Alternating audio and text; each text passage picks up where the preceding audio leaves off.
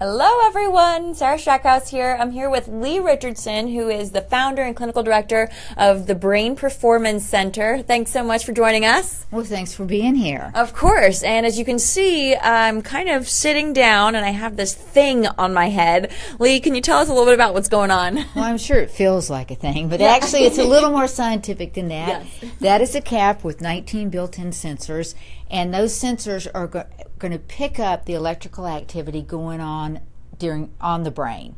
And each sensor is filled with a gel, and that gel acts as a conductor that picks up that electrical activity. And that, over time, will show us what is going on in that brain. That's so interesting. I hope it reads good stuff. So tell us a little bit about what we're looking at and what I should do, I guess. All right. Well, what we're looking at right now is a big mess. We've got so much muscle artifact in there, and that's calmed down a little bit. There's a little eye blink. To show you what I'm talking about, I want you to blink your eyes a bunch of times. And you can see how that changes the brain waves. Wow. And then that's because of the sensors that are on your forehead. And then I want you to tap your teeth together, and you can see what that does. Obviously, I couldn't get much data out of that. And that's just tension. The most common tension is forehead and jaw. And that's jaw tension. Anything you do, whether you turn your head, whether you stick your tongue out, all of that is going to make artifact. And that's because every part of the body connects to the brain along the sensory motor strip. And that's why when you move, when you blink your eyes or tighten your jaw, it's reflected in the brain waves. So let's see if we can't just get rid of that artifact. And the best thing to do is to sit back in that chair. All right. Just get comfy. Get comfy.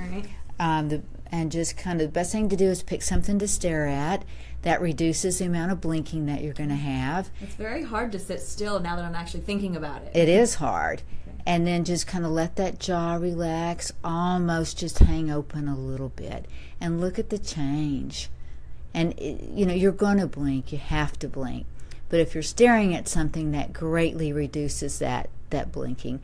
I can still see a little bit of artifact, and that's probably in the temporal area.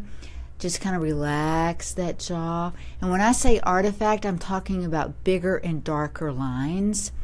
What we want those really clean, crisp lines. So would it ideally be straight? What do you rather than squiggles?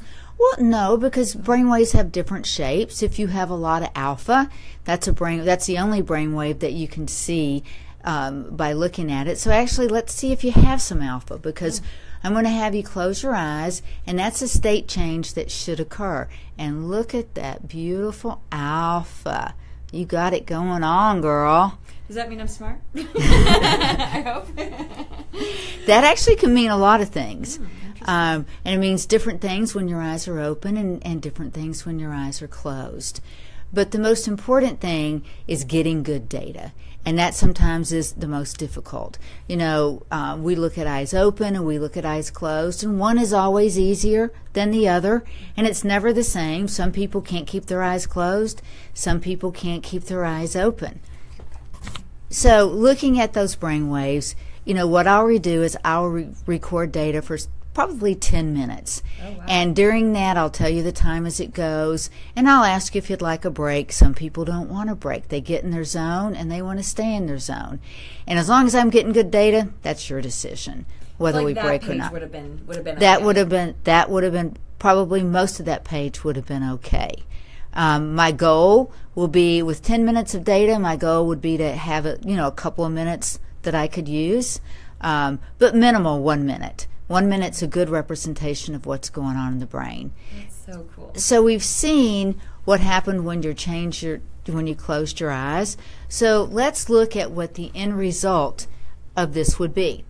So what exactly? So I know. So you're kind of talking about the waves. So yeah. I was going to say, let's see what happens after kind of you have this data and you're able to look at it. So what?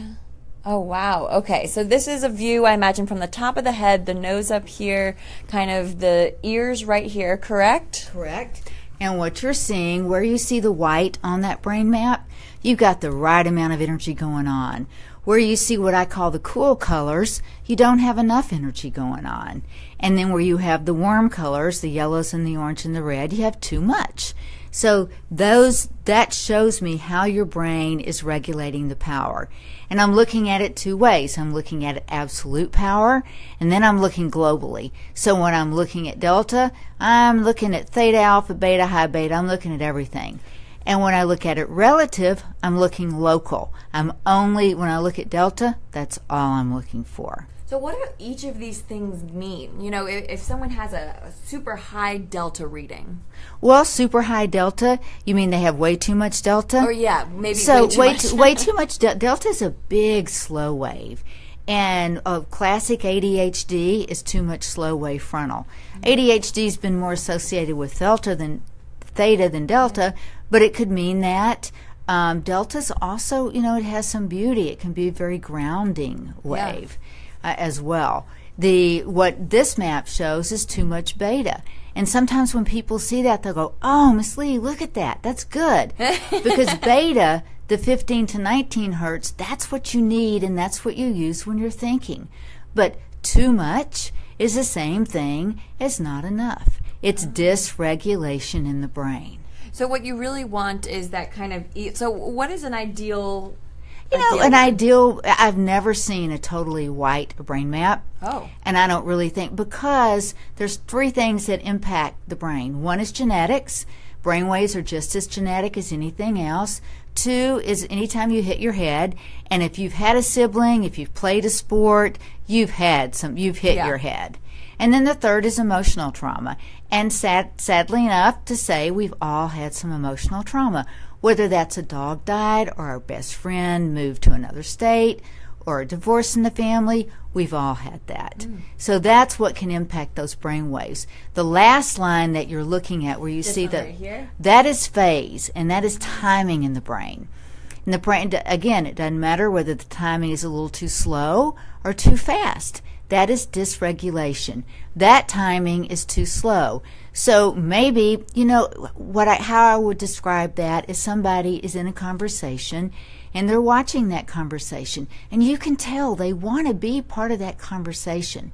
But by the time they think of what to say and then they say it, it's like, well, gee, Leigh, we were talking about that 10 minutes ago. Wow. So it's just, that's the timing in the brain. The flip side of that would be somebody that interrupts you. I got to tell you, I'm so sorry, but I just got to tell you, timing's too fast in that brain. I think that's me. I'm an interrupter. I've been told by my family I interrupt too much. So that's a good qualifier to say this is not the brain map of Sarah. This is just an example of a brain map. But it does tell us a lot. And of course, what's more important than just looking at the pictures is matching the symptoms, what's going on in the person, to what we see in the brain waves. That's so interesting. So if someone wants to come here and they're interested in finding something like that, what would be some of the first steps that you'd have them go through? Well, the first step is to do an assessment, which is what we're doing. We're put a cap on your head and we're mapping. Well, I would map that brain another way using LENS, low energy neurofeedback. And that just shows me if the brain can respond to real low energy neurofeedback. And it's people like, oh, you're going to send it to me? It's less energy than you get when you open the refrigerator and stick your head in there. Oh. So it's perfectly safe. Yeah, I just have some nice cooling gel. Mm-hmm. That's exactly. Those are kind words. I don't always hear those words, but I don't mind it at all. And if there's any questions there, let us know. We have Valerie behind the camera. I'll turn this around real quick so you can say hello. Hi. She's helping out with everything. Okay, so Rockin' D says, very cool cap. Yeah, it is pretty cool. It's tell us a little bit about why you chose kind of this cap and what all goes with it. Well, all the caps, you only use one cap for the recording. Okay. And they're just different sizes. That's just based upon the size of your head. Mm-hmm. And what that's doing, that cap lines up and it fits on your head just like that, with the nose being in the front and the ears, because that's a system that's established, and we record data at each one of those points, and then we have data that we can compare to in a database. So the caps don't really vary, it's just the different sizes. So if people are just joining in, we are here with Leigh Richardson, who is the clinical director and the founder of the Brain Performance Center here in Dallas. And we have a brain cap on my head, which is the EEG cap, correct? It is. The EEG cap, and we're looking at kind of the brain scan and what's going on in my head, and you can kind of see the readings. Can we show the readings again? Sure, let's go back to the raw data. Yeah, we're going to go back to the raw data, and what you can see is she'll tell me to clonk my teeth or clonk your teeth. I think that's scientific, right? Sounds it. And so here I am, because you can tell I'm talking. And then if I get really quiet and don't move. And just relax and sit back. Got a little cable sway going there. But you can see once she calms down, the brain waves calm down. And the most common is forehead tension and jaw tension. And with the forehead, what you're doing is you're picking up blinks. I want you to blink your eyes a bunch of times. And you can see what that does to the brain waves. Then she mentioned tapping your teeth. Tap your teeth. And think I could get anything out of that data? No. It looks a little jumbled. No. So, that's the hardest part about doing this is getting good data. And it just takes time and getting people learn how to relax and get in the zone. Jaw tension is a lot of people have that. Oh, wow. That right there. So if you look at what I was doing, and then it turns into that black, it does, jumbled mess. That's muscle tension, and it's picking that up. This is the central nervous system. Everything below the neck is your autonomic nervous system. This tells that what to do. All right, so we got to take care of this. Absolutely. Are there any questions that you frequently get from people that are coming in to do any kind of testing, or who are coming in as a client for the first time? I do. A lot of people say, I know I have issues, I know I have problems, but there's some good stuff going on up there too. Am I going to lose that? Absolutely not. You're going to become truer to who you are. You're going to become better at what you do. And the things that you don't do so well, you'll make some improvement in. But we could all use that. You won't lose anything that you have. Okay. Little kids ask me, am I going to start liking that stuff my mom makes me eat? No, you're not going to like broccoli, I would like that if I had a switch where I would like broccoli and Brussels sprouts and stuff like that. I would love to do that instead of chocolate and pizza. Yeah, that would be nice. Yeah, that would be nice. Yeah. We could all vote for that. Well, Valerie, any other comments or questions that people would want to know? Well, all I can say is, we all worry about taking care of our body. Oh my gosh, if I don't take care of my heart, exercise, I'll have a heart attack. Take care of your brain, because that controls everything. Perfect. I love that. Leigh, thank you so much. And if anyone wants to contact you, what is the best contact? They can call 817-500-4863, or they can go on the web to thebrainperformancecenter.com. All right, perfect. Thank you so much. And I'm sorry you've had to bend down the whole time to be with me, but it was so cool to be able to get to see this. So thank you again. My pleasure. Thank you. Right. Thanks, guys.